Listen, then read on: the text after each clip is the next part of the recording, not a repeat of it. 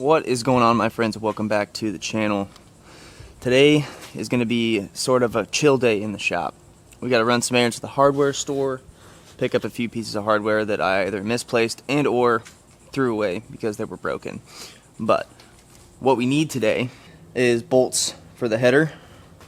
I already have one that I bought brand new because I was missing a stud, so I just bought the whole stud and bolt piece. We need to take this bolt to the hardware store so we can match it up to the other threads. So we're gonna need, what is that, 5. We're gonna need 5 of these bolts, so we already have 1. And then from there, it's just gonna be kind of a chill powder coating day. We have quite a few pieces that need to be powder coated to be able to be put onto the engine so that tomorrow we can go ahead and fully install this engine and route all the lines and then build a nice fuel system for the car. But I mentioned in the last video, these guys need to get sandblasted and powder coated. These hold the up pipe to the actual block. And then if we go over to the sandblaster, we have the radiator tie downs, the intercooler mount, and then the battery tie down that need to be fully sandblasted and repowder coated, along with a couple other pieces over there. So I said in a previous video that I think we're probably gonna put on the stock fuel system and the stock turbo on the car to be able to start it, because we already have a tune for it. But upon further investigation, my turbo is absolutely smoked. It has a whole bunch of shaft play, so we're not going to be running the stock turbo. I don't want anything to break on it on a first start and then ruin a brand new motor. So we're just going to have to play it by ear and hopefully find a turbo locally, an upgraded one preferably. But who knows? Who knows what we're going to do? So from here, I think we're going to hop in that beauty right there, and we're going to take that off to the hardware store to go get us some bolts.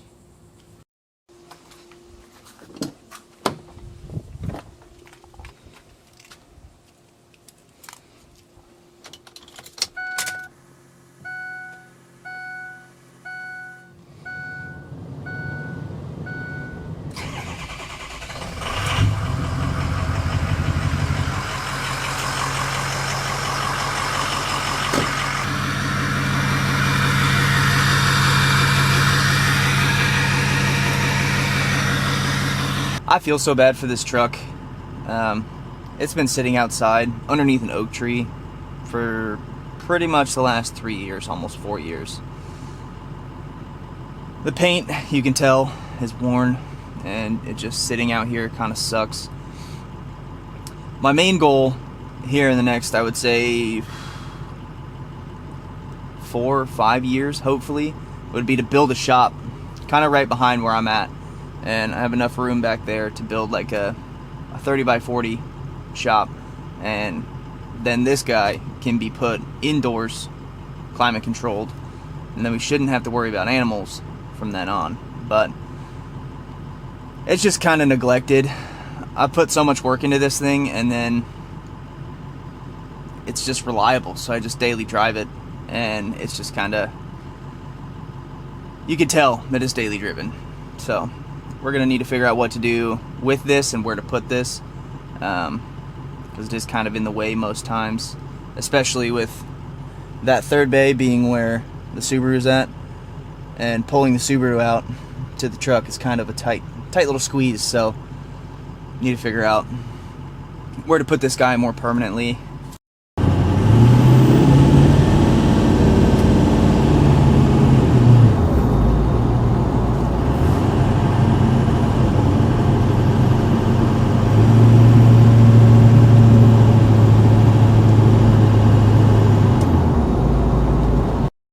We have acquired our hardware.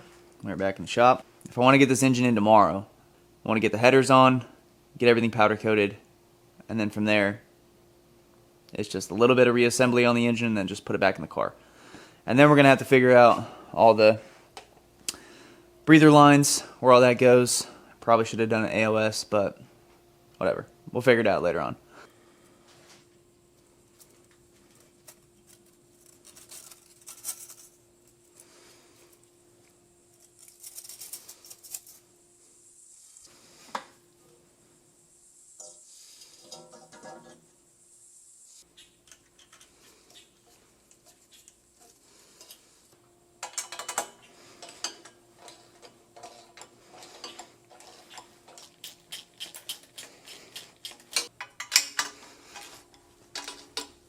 One cool thing about living in Florida, especially Central Florida on the eastern side, is you have rocket launches. I don't know if you're going to be able to see it, but I got interrupted putting my headers on with an actual crew launch to the International Space Station, and it should be coming up any minute here. I don't know if you can see it, but it is right there, flying through the sky. Pretty cloudy. I just saw it through a glimpse right there, and then it just shot up over there. But definitely one cool thing about living in Central Florida, you get to see a lot of the rocket launches come up here. Super cool at nighttime too. But let's finish putting this header back on.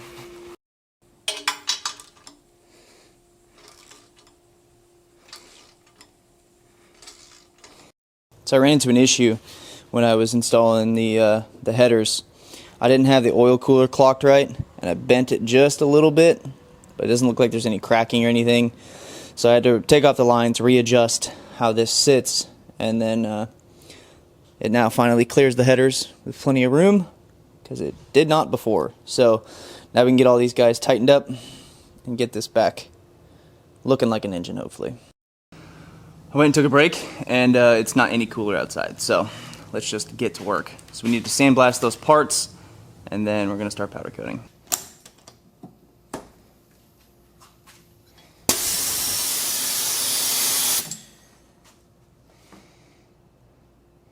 That's not supposed to happen. The air compressor line to the gun exploded.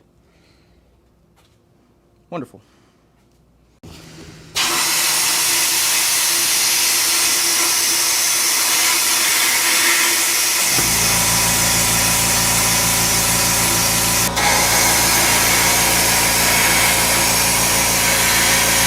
Alright, so we got the parts out of the sandblaster.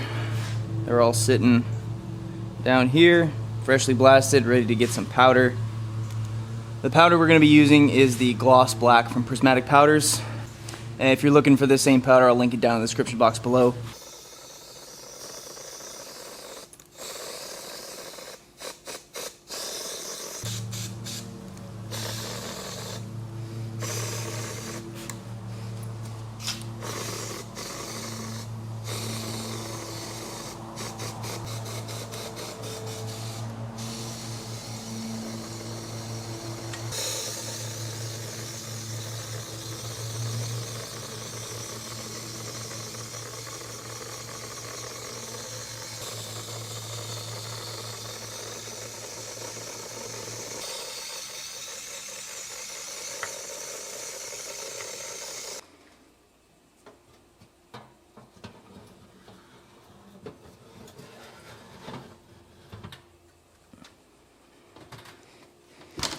Alright, those guys go 400 degrees for 10 minutes.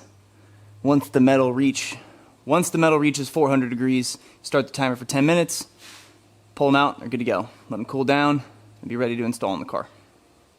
Alright, we just took everything out of the oven. I gotta say, my powder coating jobs are getting a lot better than the first go around. So, here's what they look like out of the oven. This one had really bad pitting in it, so I'm glad we got all that out.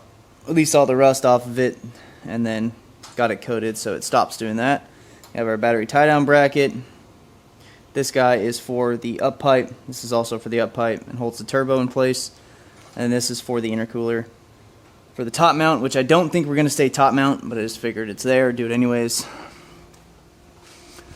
Now the last things left to do is get this engine bay degrease pressure washed and cleaned up to the best of our ability.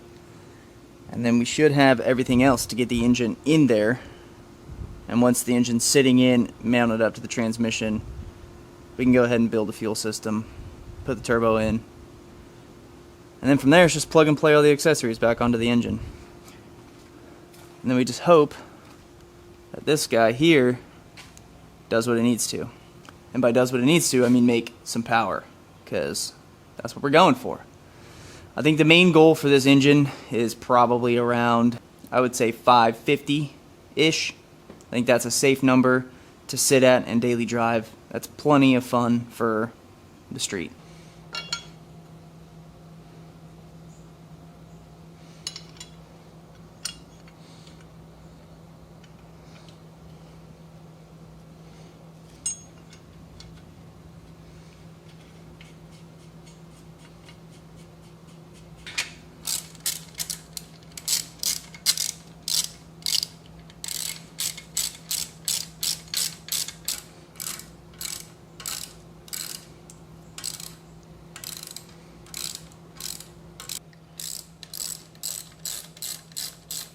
Alright, so that was one of the final pieces to be able to get this engine installed into the car.